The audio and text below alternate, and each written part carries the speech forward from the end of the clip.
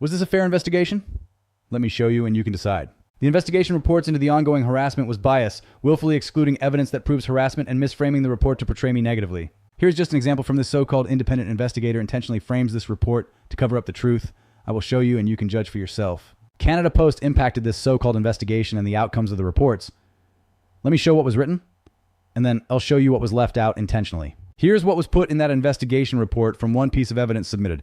The transcript and a recorded conversation. PP provided a document that was labeled as a transcription by Sonics.ai and explained it was a transcript of a recorded call between him and Witness C on April 10th, 2025. Witness C made the following statements in response. These are Witness C's statements that were included in the investigation report. Witness C, I can't remember what she said. There's something about her daughter or whatever. And this was the other statement by Witness C that was included in this report. And then best friend left, so I don't know who ex-girlfriend is talking to because best friend is gone. Interesting that the investigator put these two weak quotes in. What parts of this conversation did the independent investigator leave out of this investigation report? What are those three dots representing? Let me share that with you. These two statements from this transcripted conversation was included in the report separated by three dots. These three dots represent what was not included in the report. Witness C also said the following, but was not included in the report. This is why I think they've stopped talking around me. Witness C speaking to the defamation and harassment speed in the workplace, but the ex-GF and the best friend and others. I always even said, it doesn't matter if you got a kid or not. You knew what you were doing. You let him on. You lied to your guy, and you kept it going. So I hate to say this is on you.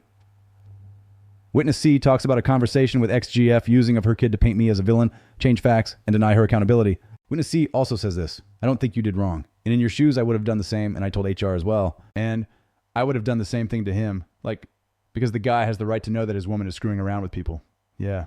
And she was like, yeah, I know. And when this first happened, she was kind of going around being like, what is that confirming the defamation being spread at the workplace? I was trying to stop that CanadaPost tried to cover up. What else was said in these three dots? Oh, yeah.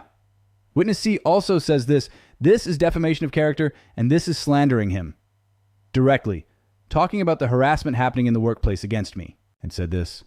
I know damn well her and best friend have spread rumors. Probably because they were, best friends. Confirming they are best friends, the kind that lie for each other, the kind to file false complaints. No, the investigator thought the best friend a credible witness. CanadaPost intentionally allows this to continue while blocking my rights. But was there anything else after that was conveniently not included in this independent, certainly not biased report?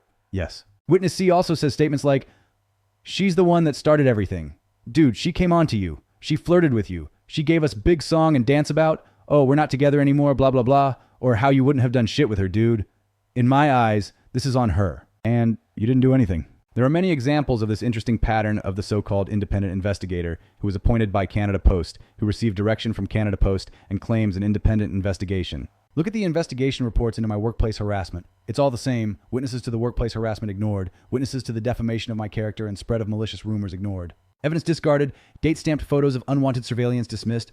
Instigation through text to break a lawful no-contact order ignored. The investigator, or so-called independent investigator, willfully did not perform her due diligence and shows her working for CanadaPost's interest to sweep this under the rug. This is someone who holds a lawyer's license.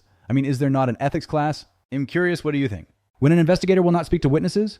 When the investigator ignores presented evidence? Won't verify police policy by making one call verifying false testimony? Or the friend group of the perpetrators of the defamation and harassment allowed to be used as credible witnesses for each other?